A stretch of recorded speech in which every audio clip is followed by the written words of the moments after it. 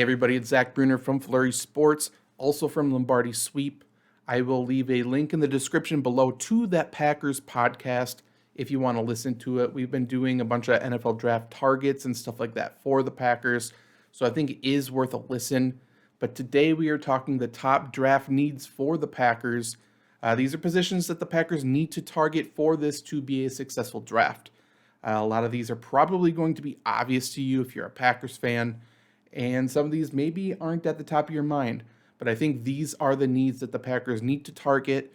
And then we'll go over some secondary stuff as well, like if there's a best player available, if it fills this need, good. If not, this is someone maybe we could target in free agency. But let's just jump into the top needs first.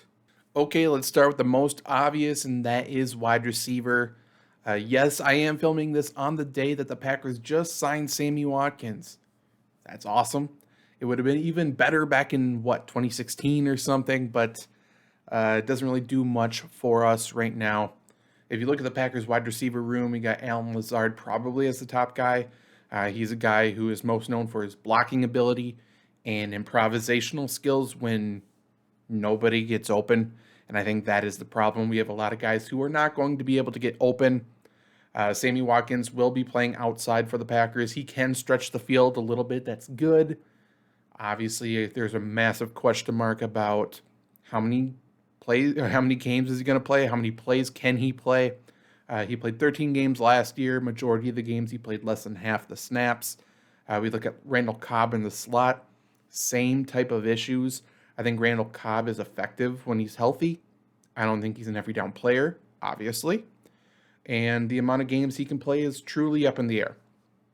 After that is Amari Rodgers, and if Amari Rodgers doesn't progress this offseason at all, I think you can make a case that he doesn't belong on the active roster because he is Ty Montgomery 2.0 unless he changes his body a little bit and gets better. He is not a gadget guy. He is a slot guy and not a very athletic one. Plain and simple, right? Like, he doesn't provide much for the offense. So the Packers do need a true outside guy. They need a field stretcher. Again, Sammy Watkins can do that a little bit, but we need someone who can do it consistently and past 2022. So you look at the draft.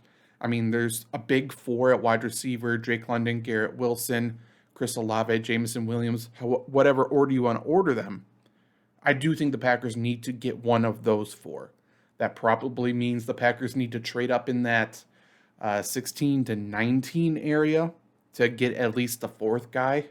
If they want to trade up and get their guy, if it's like a Garrett Wilson, they want to go get him. I mean, they may have to trade up to pick 10, which I don't think's in the cards, but I would respect it. But there's no doubt wide receiver is the top need for the Packers.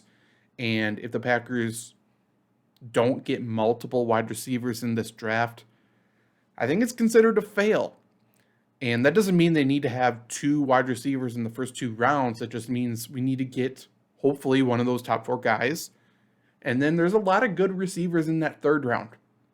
I would look there, and then there's some smaller school guys who I like as well. But yeah, wide receiver.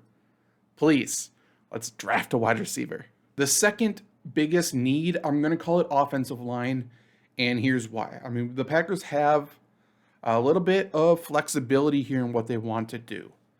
Bakhtiari locked into left tackle. We have Josh Myers locked into center. Runyon, I think, is going to be one of the guards. I think he has continued to progress. He's been doing really well.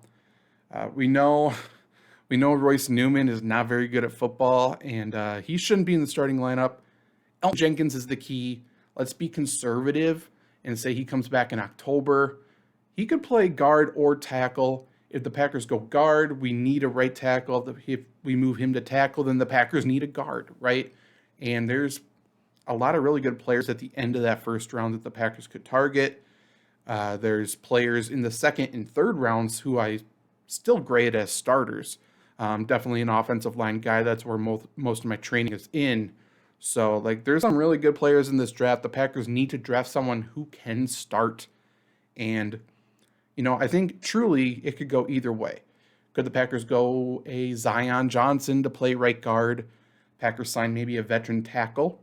And if that veteran tackle starts the season and plays really well, maybe the Packers feel okay with putting Elgton Jenkins at the other guard.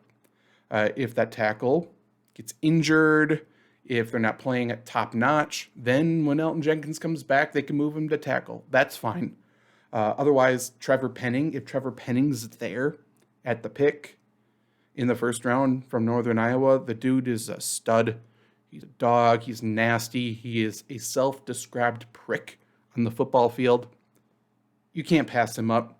He could be a generational talent, in my personal opinion. He could end up being the best tackle in the draft, in my personal opinion. He's very good. And then you just have to figure out guard, which I've said this time and time again, and maybe I'll do a video truly describing how this is the case. But Aaron Rodgers makes offensive lines good. Aaron Rodgers is the reason why the Packers' offensive line consistently is ranked high. There's many, many, many reasons. It's not just the fact that the defenses have to pay attention to his arm. It's not just his cadence. It's not just his maneuverability in the pocket to set up his blockers. Yada, yada, yada. Aaron Rodgers can get away with a mediocre offensive line. However, if we have a good offensive line, that makes those December, January games a lot better. Now, third and fourth draft needs, I mean, you could go either way. I'm going to go with the actual position first, just because I think it's going to be easier to describe. Packers need another edge rusher. I know we got through last season without Zadarius Smith contributing basically anything, and, everyone else is back, basically. However, the Packers can get a talented speed rusher to complement Rashawn Gary, and maybe they're a bit of a project, and if that project can be peaking at the time that Preston Smith has his contract run out, I think that's best case scenario. That sort of fits the need that the Packers feel to look 2 to 3 years down the road at all times. If it's the need to draft a project to make them something big, to fill the Packers' egos, and it gives someone who can contribute and gives the Packers something that they don't have yet. Looking at the draft class, I think there's a lot of edge rushers in the second round that could fit this bill. Maybe a Drake Jackson out of USC, right? Like, he's a speed rusher. He has stuff to learn. Clearly, he's raw. But there's a few of them, second, third round, maybe even fourth round. I think the Packers do need to get that. And you're not going into the draft saying, hey, we need to go out of our way to get one of these guys. But let's keep our eye open, because that makes this defense even more dangerous, Last but not least, this is something the Packers won't do. This is something they refuse to do. This is something they push off and forget about and refuse to address this need for decades. But we need to invest in the special teams. You need players specifically for special teams. You need core special teams guys. The Packers continue to draft players and think that the third best player can just all on the depth chart can always just play special teams. Special teams is an afterthought. We saw this last year with the Packers cutting special team starters midweek, days before games. And we are in this vicious cycle over and over. Oh, we don't invest in special teams. We sign a special teams coordinator. Special teams is bad. We cut the special teams coordinator. Say, hey, that dude's a scrub. Bring a new person in. We do this over and over and over, rinse and repeat, right? We need at least 6 core special teams guys. We need people who know how to play special teams, have special teams experience. And, we're talking gunner on punt team. We're talking, kickoff guys. Hell, when's the last time the Packers had a true kick returner? A good one. Someone who's a kick returner specialist. It's been a while. And that's something we could do. That's something we can actually invest in, because, hey, special teams is a third of the game. You gain the most yards on special teams. It flips games. It changes games. It loses games, as we have seen over and over and over. Now, someone who I've fallen in love with, he's a gunner. He's a freak of a player and human. Zion McCollum from Sam Houston State. He's probably a third-round guy. He's a corner. The dude is 6'4", I believe. I think he has 4.33 40 time. He's a ball hawk. He's lengthy, athletic freak, right? He has the potential to grow into a tremendous starting cornerback. However, He's also an extremely dangerous gunner and would be a nasty special teams player. So we're talking someone who has potential, again, a project to be a starting corner, which, that's good. Packers don't need to make corner a top need, but if he can play special teams in the meantime, that's massive. Massive. The Packers need to continue to do this. They need to invest in special teams. And again, third round, I don't think it's too early. This is arguably, after wide receiver, the biggest need on the Packers, right? And another corner I like, again, he's probably going to be a third-round guy, and I don't think it's too early, man. Marcus Jones is a cornerback out of Houston. Now, he's 5'8". So, how big of a contributor is he going to be on the defense? Probably not massive, right? But he's the best returner in the draft. I understand the argument that third round's too early for that. I get that for just a special teams guy. I would disagree, but I understand that argument. But still, fourth, fifth, sixth round, there's returners here. People with returning experience, success, like not just experience, but success. The Packers need to invest in special teams, every single special teams unit. And boy, this is not something that can go by the wayside over and over and over again. Because the one thing that keeps teams good, even when every other unit is bad, is special teams. Look at the Patriots during the Cam Newton year. How the hell did they win games? It was their special teams. How the hell does any team win a Super Bowl? Special teams. You can't lose a special teams battle. Yet the Packers do it every year. And if we don't invest in special teams in the draft, then we're going to lose at that unit once again. So yeah, these are the Packers' draft needs.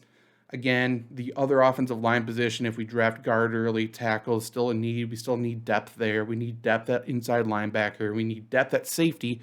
We may need a starting safety if we want to move Darnell Savage to the slot role permanently, which is something they're certainly toying with. It's something he has experience with. Adrian Amos is in the final year of his deal. Maybe we get a strong safety. Packers need depth top to bottom. So, is there a bad position to draft outside of quarterback, maybe running back, right? The Packers need help all over, but the key targets that I just talked about, that needs to be early. It has to be. Again, but yeah, I'm Zach Bruner. This was Flurry Sports. Also linked in the description is a full 7-round mock draft for the Packers that I did earlier this week. Go check that out. That mock draft hits on all these draft needs that we just talked about with some really good players, and there's some trades in there because, again, I think the Packers need to trade up in at least the first round and possibly the third or second round as well. But I will be with you next time. Leave your comments in the section below. Who do you want the Packers to draft with their first pick? Do you want it to be a wide receiver? And which wide receiver do you have your eye on? See you later.